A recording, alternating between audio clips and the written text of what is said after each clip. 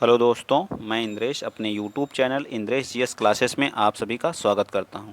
तो दोस्तों, हमारी एक पॉलिटी की मैराथन हुई थी, उसका पार्ट 1 हम लोग देख चुके थे। ठीक है, एक मिनट।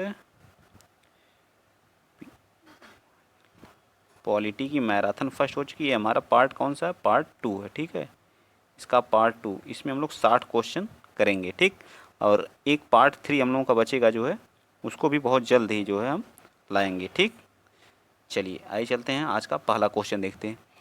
किसी समिति के कार्य ने पूरे देश की पंचायती राज संस्थाओं के प्रारंभ के लिए मंच स्थापित किया। तो कौन सी समिति थी? तो वो बलवंत राय मेहता समिति थी। कौन सी समिति थे? बलवंत राय मेहता समिति। कब बनी? 1957 में बलवंत राय मेहता समिति। ठीक है, कितने स्तरीय थी? 3 स्तरीय थी। ठीक है, कितने स्तर इसमें थे? एक मिनट, मैं बता रहा हूँ कितने स्तर थे। तो 3 स्तरीय। यह पंचायती राज व्यवस्था कितनी? 3 स्तरीय थी। याद रखिएगा आप लोग, 3 स्तरीय, जिसमें कौन कौन से स्तर थे?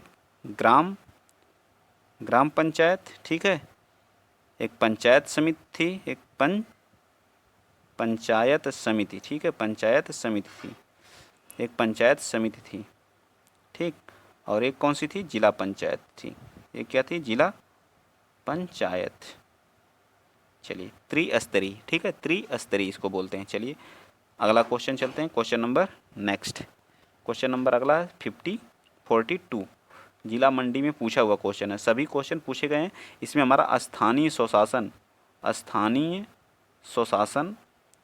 हमारे सिलेबस में है, और ज़्यादातर क्वेश्चन हमारे इसी से हैं, स्थानीय स्वशासन से ही हैं। ठीक है, चलिए स्टार्ट करते हैं। Question number 42। निम्न में से किसे जिलाधीश को संस्थागत करिश्मा कहा? तो रजनी कोठारी ने क्या कहा था? जिलाधीश को संस्थागत का करिश्मा कहा था। याद रखेंगे, मोस्ट इंपॉर्टेंट है, ऐसे क्वेश्चन पूछे जा सकते हैं और आईएमपी क्वेश्चन है। क्वेश्चन नंबर 42 बताइए, किसने भारत में जिला कलेक्टर का पद सृजित किया?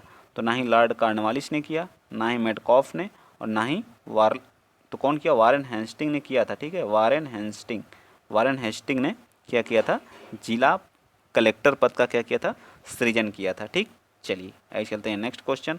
अगला question, question number 44। Question number 44 के बारे में बताइए आप लोग।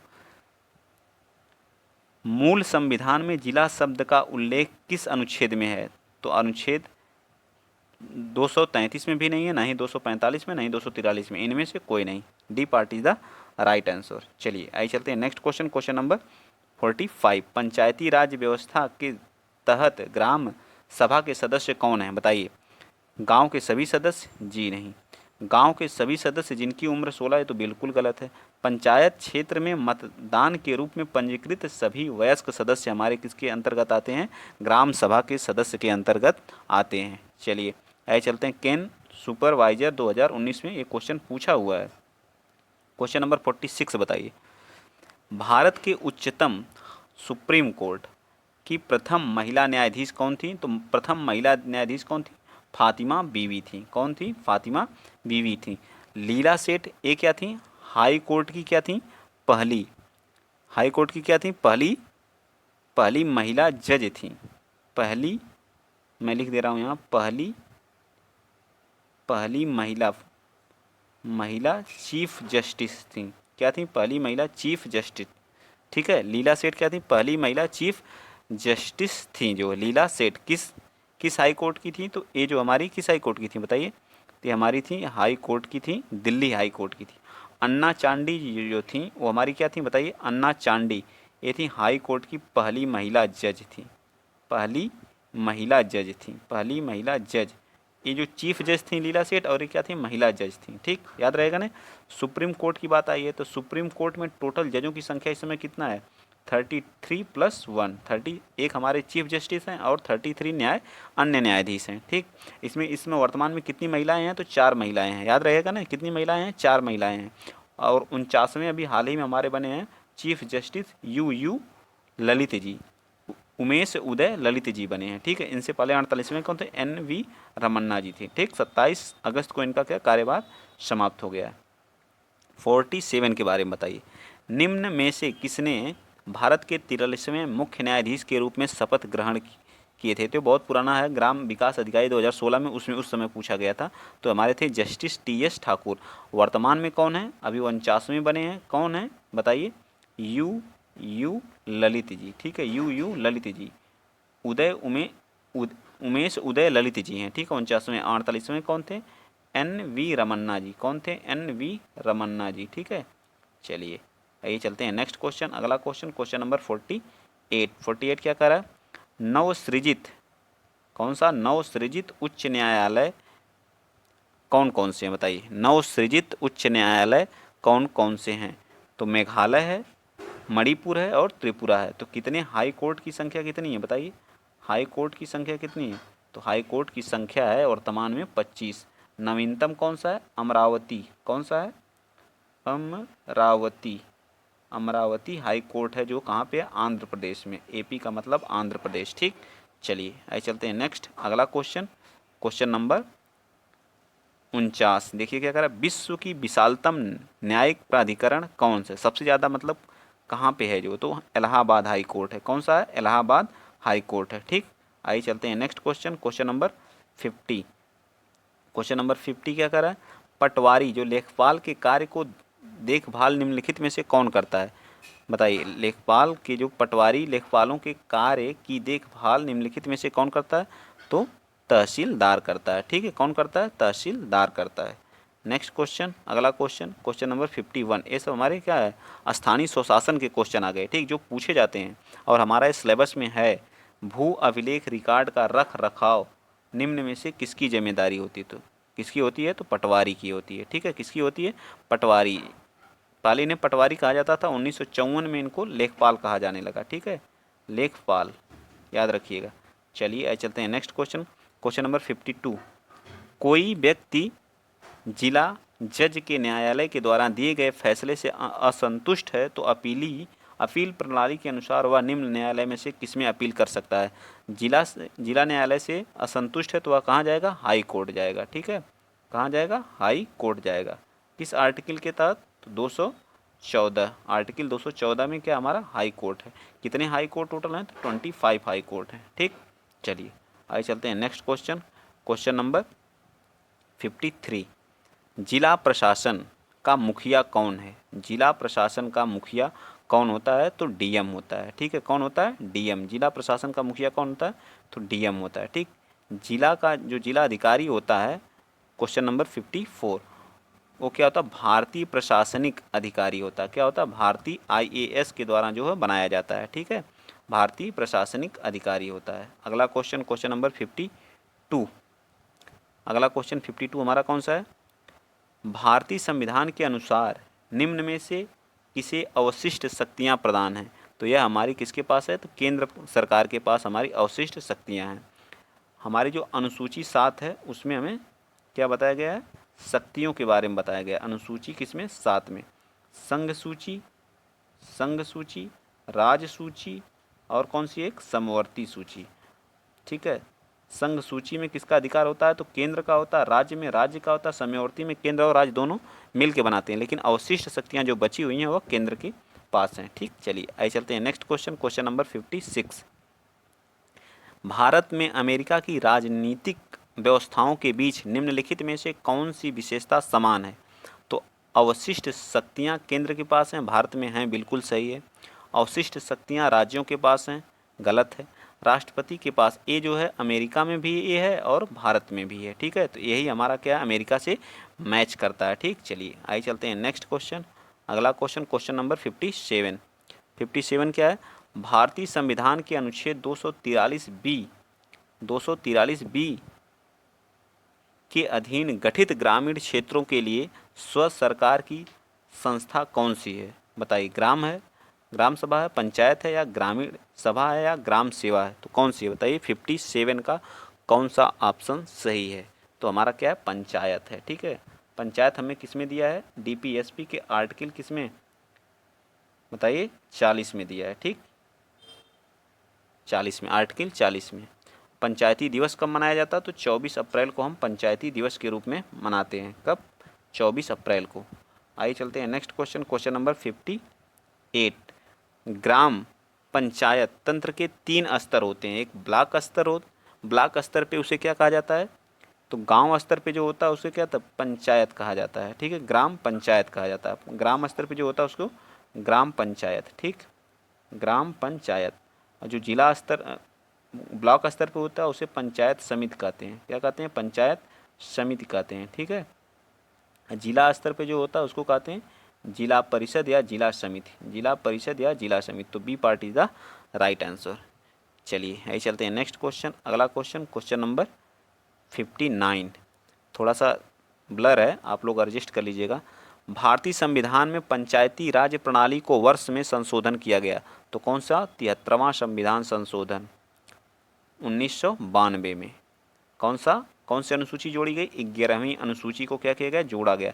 इसमें कितने विषय हैं, टोटल 29 विषय हैं। याद रखिएगा कितने विषय हैं, टोटल 29 विषय हैं। तो 1992 में 73वां, D part is the right answer. चलिए आई चलते हैं next question, question number 60।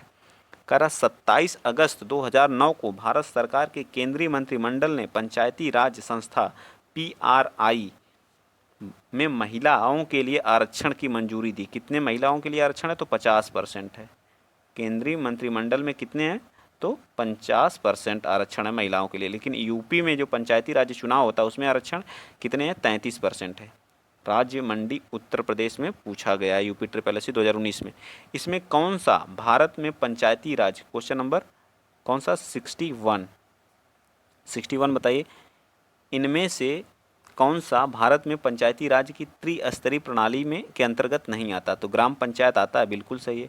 Panchayat समिति भी आता है और जिला पंचायत है, तो नगर पंचायत ही नहीं आता है। तो लेकिन हमसे पूछा नहीं है, तो हमारा D part is the right answer. ग्राम विकास जो वीडियो का हमारा पेपर हुआ था, अभी फिर से इसका री एग्ज़ाम होने वाला है, तो वो लोग भी देखें, ज़रूर देखें जो है। ठीक है, ऐसे क्वेश्चन पूछे गए हैं। चलिए आइए चलते हैं नेक्स्ट क्वेश्चन, क्वेश्चन नंबर 62। वर्ष 2018 में पंचायती राज की कौन सी सालगिरह मनाई गई, तो 25वीं, कौन सी, 25वीं मनाई गई। ठीक है, चलिए आगे चलते हैं नेक्स्ट। 63 भारत में महिलाओं के लिए जो है आरक्षण उपलब्ध हैं, तो कहाँ महिलाओं के लिए हैं, पंचायती राज निकायों में महिलाओं के लिए आरक्षण क्या है, उपलब्ध हैं। ठीक है, आइए चलते हैं नेक्स्ट क्वेश्चन, क्वेश्चन नंबर 64। जो जिला अधिकारी होता है, जिले का शासन चलाता है किसके सहयोग से, जिले के समस्त अधिकारियों के सहयोग से चलाता है, जिले के समस्त अधिकारियों के सहयोग से चलाता है। अगला क्वेश्चन, क्वेश्चन नंबर 65। जिला प्रशासन के कार्य शामिल हैं, बताइए किस में शामिल हैं, ए पार्ट में या बी पार्ट या सी या डी। जिले में शांति और व्यवस्था बनाए रखना, बिल्कुल सही है। भूमि व्यवस्था जैसे भूमि मापन, खसरा खतौनी का रख रखाव व लगान की वसूली, ये भी जिला प्रशासन का कार्य होता है। प्राथमिक सुविधा व सभी को विकास उपलब्ध कराना भी इसी का तो डी पार्ट, मतलब ये सभी क्या हैं, जिला प्रशासन के कार्य हैं।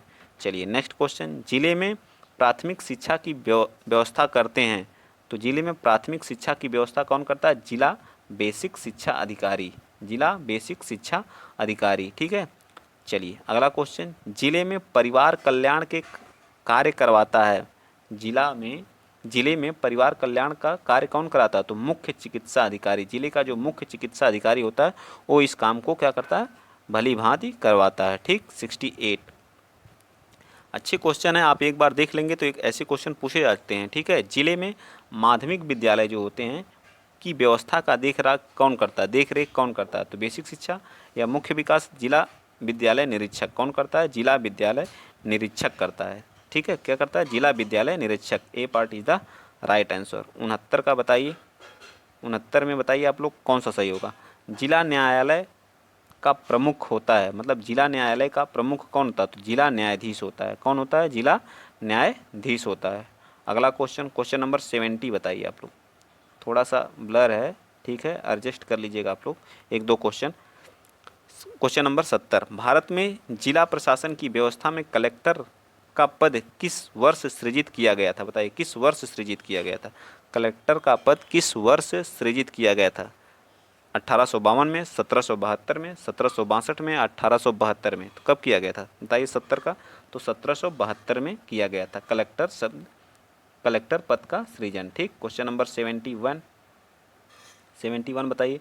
जिला स्तर पर राज्य सरकार की आँख कान और भावों का कार्य कौन करता है? जिला अधिकारी करता है। कौन करता है? जिला अधिकारी करता है। चलिए क्वेश्चन नंबर 72, क्या संविधान के अंतर्गत भारतीय संघ के राज्य विदेशी ऋण लेने की शक्तियां रखते हैं? नहीं। क्या? नहीं। ठीक है, तो क्या हो जाएगा? नहीं रखते हैं। अगला क्वेश्चन, क्वेश्चन नंबर 73, सरकरिया आयोग जो हो का उद्देश्य क्या है? जो हमारा सरकरिया आयोग है इसका मुख्य उद्देश्य क्या है? तो केंद्र और राज्य के बीच क्या करना? संबंध स्थापित करना। ठीक है, केंद्र और राज्य के बीच क्या करना?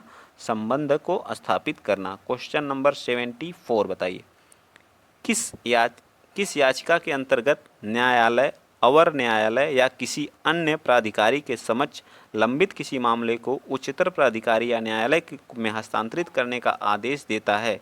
परमादेश, अधिकारी परीक्षा, निषेध या उत्प्रेषण? तो किसके तहत? उत्प्रेषण के तहत। ठीक है, किसके तहत? कंप्यूटर ऑपरेटर 2020 में पूछा हुआ क्वेश्चन है। चलिए आगे चलते हैं। नेक्स्ट क्वेश्चन 75 बताइए, किसी व्यक्ति को सुप्रीम कोर्ट के एक न्यायाधीश के रूप में नियुक्ति के लिए योग्य नहीं माना जा सकता है जब तक वह कम से कम कितने? 10 वर्ष तक 10 वर्ष के लिए उच्च न्यायालय या 2 या 2 से अधिक ऐसी अदालतों में उत्वर्तन में वकील रहा हो। तो कितने वर्ष तक? 10 वर्ष तक। याद रखेंगे ना, कितने वर्ष तक? तो 10 वर्ष तक। आइए चलते हैं नेक्स्ट क्वेश्चन। अगला क्वेश्चन, क्वेश्चन नंबर 76, सर्वोच्च न्यायालय जो हमारा, इसके बारे में मैंने पूरा डिटेल से आपको बताया। सर्वोच्च न्यायालय किस आर्टिकल में? तो आर्टिकल कितना है? सुप्रीम कोर्ट किस आर्टिकल में? तो 124 में। सुप्रीम कोर्ट हमारा आर्टिकल 124 में है। 24 के तहत भारत में क्या होगा? एक सुप्रीम कोर्ट होगा। ठीक, कितने क्या करा? सर्वोच्च न्यायालय के न्यायाधीश पद की नियुक्ति पात्र बनने के लिए जज को उच्च न्यायालय के न्यायाधीश के रूप में, यहाँ वहाँ वकील था, यहाँ क्या? न्यायाधीश। कितने वर्ष तक? तो 5 वर्ष तक। वकील हैं आप तो कितने वर्ष तक वकील हाई कोर्ट में रहना है? तो 10 वर्ष तक। अगर जज हैं तो कितना? कम से कम 5 वर्ष। ठीक, चलिए आइए चलते हैं next question, question number 77, Rajamannar समिति जो है वित्त आयोग की अस्थायी रूप में स्थापित हो? या पहला कथन है बिल्कुल सही है, राज्यों को वित्तीय स्वायत्त जो है मिल सकें जो है। ठीक है, कहाँ से? तो ए और बी दोनों सही हैं। ठीक है, वित्त आयोग किस आर्टिकल में है? तो वित्त आयोग हमारा आर्टिकल कितने में है? 280 में है। 15वें वित्त आयोग के अध्यक्ष कौन है? 15वें वित्त आयोग के अध्यक्ष हमारे कौन है? NK सिंह जी हैं। ठीक है, तो इसका C part is the right answer, NK Singh ji हैं। ठीक, 15वें वित्त आयोग के।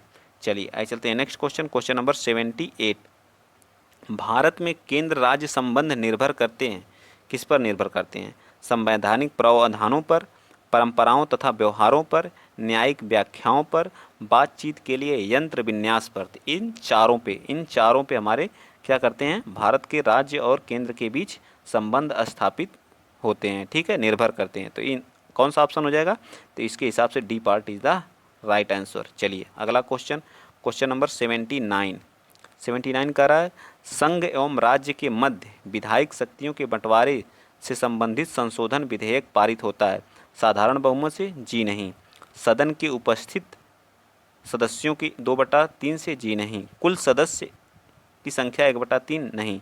सदन के कुल सदस्य संख्या के बहुमत तथा सदन में उपस्थित एवं मतदान करने वाले सदस्य के 2/3 बहुमत के साथ साथ आधे राज्यों की संपुष्टि से।